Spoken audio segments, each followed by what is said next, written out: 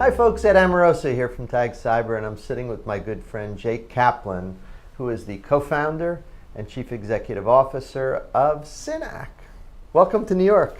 Thanks, Ed. It's great to be here. That's great. We had a pretty humid week this week. Maybe next time you come, it'll be nice and cool, and we can take a nice I have the stroll. cool weather out in San Francisco. It's okay. There you go. There you go. Hey, tell me a little bit about yourself. How'd you get into this business? Yeah, so we got started about 4.5 years ago. I came out of the NSA before starting the company, moved out to the Bay Area right around the time we got started. But before that, we actually spent a few months in Boston, which is actually really where we started the company. We went through an accelerator program there called Techstars, about a 4-month curriculum, got some VC funding out in the Bay Area, and they said, hey, this is a great place to build the company.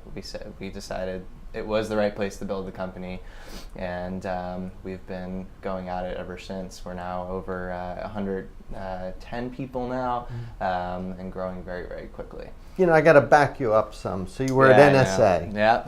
Now, you're in college, and then does an NSA recruiter come? I think you might have been part of a CyberCore, right? Yeah. How did that all happen? How'd you get to NSA? Yeah, so as part of the CyberCore program over at GW University in DC, basically they go pay for school, then almost like ROTC for cybersecurity nerds like myself, and then you go work for a federal agency afterwards, and NSA was the agency I worked for. I was really fortunate to work in an incredibly exciting department at NSA, formerly known as TAO, Tailored Access Operations, which I don't know if that's still the name, but I believe they've changed a few things.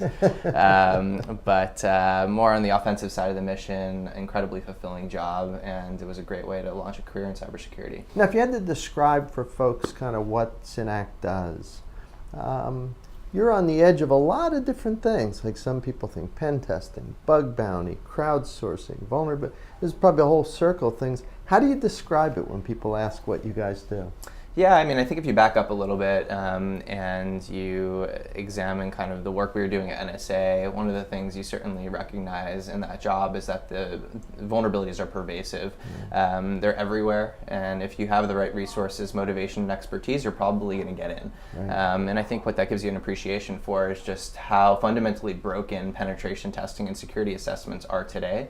How the old way of doing things with the consulting firms or the automated tools has become highly commoditized, and we recognized we had to do it differently. And so the approach that we take is using this more crowdsourced methodology. We recruit, vet, and retain this global network of top white hat security researchers in over 50 different countries. And we pay them more on a success model, so not time materials, but we pay them when they're successful at breaking into a customer. We pay them based on the impact to that organization. And then we layer that with a whole bunch of really cool technology that we're building for scalability and to create some efficiency in that researcher network that we employ as they perform their work. It's interesting. Have you ever had a case where there's been a vulnerability that's been brought to you where the researcher or the team is saying, whoa, this is kind of scary, like some serious critical infrastructure consequence? Like, do you ever jump in and maybe guide the disclosure process carefully? I'm sort of imagining that the vast majority of things that are found are vulnerabilities, need to be attended to. Customer finds out, they're grateful. There's probably a lot of, I'm guessing 90-something, a high percent. But there must be some cases where you look and you say, wow, this is... what does that happen? And if it does, what do you do? Yeah, so given that we maintain an internal vulnerability operations group that reviews every single vulnerability that comes in before we flow it through to a customer, we're in a position where we can actually start to chain some of these vulnerabilities together, which could mean that we can find something way more impactful. Some weird aggregation. Exactly, one thing that's standing alone. And so we can really help customers understand the impact of these issues beyond just, like you said, here's a vulnerability, here's maybe the CVSS score, to something that's actually a business impactful case. And when you can describe it to them in those type of terms, their ability to articulate to their higher ups and to even their developers as to why this is so important becomes so much more real and meaningful than just here is a report, go fix this issue. And I think that's what we really need today. People need to start understanding why, not just what. Interesting. Now, you guys have built a platform. You have a lot of automation around what you do. Tell me about that. So it's not just a bunch of pen testers banging away. There's some platform support for this. Tell us a little bit about that. What we've done is built a technology platform that we call Hydra at Synack. The whole purpose of Hydra is to better enable the researchers to be more efficient. Right. And so we'll do things like scanning for rudimentary level vulnerabilities, and we'll say, hey researcher, we think there might be an issue here, we want you to take a look at this. We'll do things like change detection. We'll say, hey researcher, we've noticed it's detected a change in this customer's environment here. Change is indicative of a potential new issue. Why don't you focus your energy here? And this technology gets smarter and smarter over time, right? The more we can bake into the technology and automate, the more we can level up the researchers and make them focus on the things that are actually really difficult to find and the things that are likely to matter more to our customers. That's awesome. And so really we've bridged this gap between man and machine. We've brought the two together and we've married them in such a way that it's just a much more effective solution than just people alone or just machine alone. And given the crowdsourced model of engaging with 50, 100 people all at once, the efficacy levels are through the roof compared to anything else on the market. You know, I bet there's a lot of people watching you and I right now on their iPhone. And they're saying, well, it sounds great, Jay's awesome, cool stuff, but there's no way my company can afford this. We have 3 people doing IT, 1 person doing security. We've created a more point-in-time product, more akin to a typical penetration test that enables a customer to engage over a 2-week period, and it's much lower in price. Wow, actually that's a great accessible to a smaller company. And so we are happy to engage with both small, medium, and large businesses alike, and we can do it today.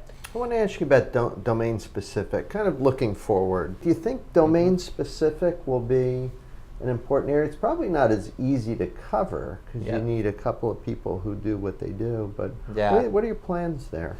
Well, obviously we're in a very advantageous position given the fact that we can recruit globally on a freelance basis. We don't have to hire these folks. And I think everyone recognizes today there's a massive supply and demand problem and mismatch in cybersecurity. I think the numbers are 3.5 million open cybersecurity jobs by 2021. I mean, that's a big number. And then when you start to think about and consider these more connected devices and even just our critical infrastructure and people who can actually do testing on these type of very specialized environments, that becomes even more difficult. Given our model, we can recruit any type of expertise that is necessary for our customers' problems. You have such an interesting background, academic, government, business. Let me ask sort of an introspective future question for you. When you're sitting chatting with people at a cocktail party or something, and maybe they're not in the tech industry, they find out what you do, they say, oh, Jay, I hear about all this hacking of power. Hey, are we going to get hacked into the Stone Ages here? What do you think? Like, I know it's hard when you're CEO. I know you have to be positive, but I'm just wondering, is there a case to be made that maybe there's some bad things that can happen in the future? What do you think when you get introspective about that? Yeah.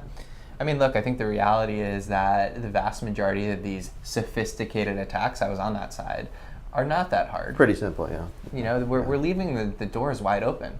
And it's really the reason we started this company is because until we can fix the basics, how are we supposed to defend against the sophisticated 0 days that are out there? Stuxnet type attacks. Yeah, exactly. I mean, you look at WannaCry as a prime example. I mean, it's just a failure of patch management. Yeah. I mean, this was an O-Day that was patched and people just didn't bother to update their Windows devices. I hope you keep doing what you're doing. I know a lot of it is cleaning up some basics. I hope that as you guys grow and become more influential, that you do both. The easy stuff, and I think you do some hard stuff too for some consequential customers. So we thank do you. both easy and hard end, but appreciate it. Thanks so much for having me here. No, it was great having you. Next time you're in New York, we sit down and we chat again. That sounds great. You're awesome. Thanks so much. Jay. Appreciate it.